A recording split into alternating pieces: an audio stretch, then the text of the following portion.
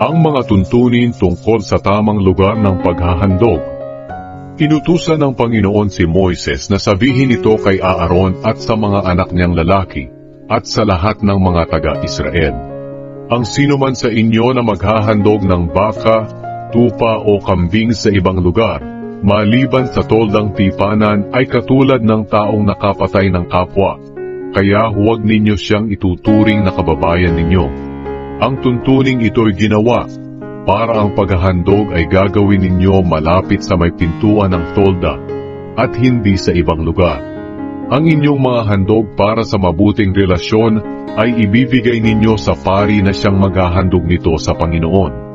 Iwiwisik ng pari ang dugo ng handog na hayop sa altar na pinaghahandugan para sa Panginoon, malapit sa may pintuan ng toldang tipanan.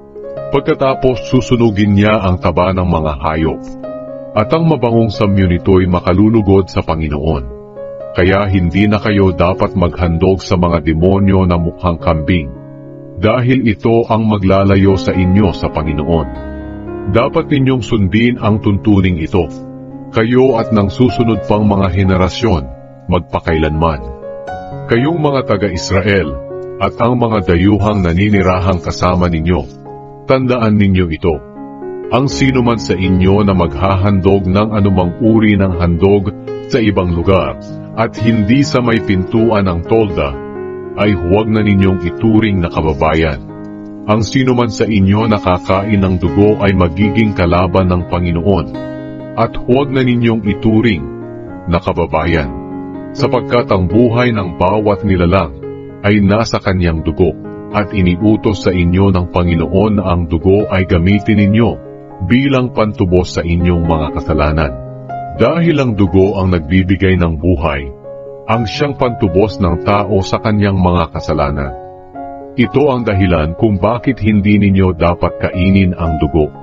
Ang sinuman sa inyong huhuli ng hayop o ibon na maaaring kainin, dapat niyang patuluin ang dugo at tabunan ng lupa. Dahil ang buhay ng bawat nilalang ay nasa kanyang dugo. Kaya nga sinabi sa inyo ng Panginoon na huwag kayong kakain ng dugo ng anumang nilalang. Ang sinuman sa inyong kakain ng dugo ay huwag na ninyong ituring na kababayan. Ang sinuman sa inyo, katutubong Israelita man o dayuhang kumain ng hayop na namatay o pinatay ng kapwa hayop, kailangan niyang maglaba ng kanyang damit at maligo. Pero ituturing pa rin siyang marumi hanggang sa paglubog ng araw. Kapag hindi niya nilabhan ang kanyang damit at hindi naligo, may pananagutan siya.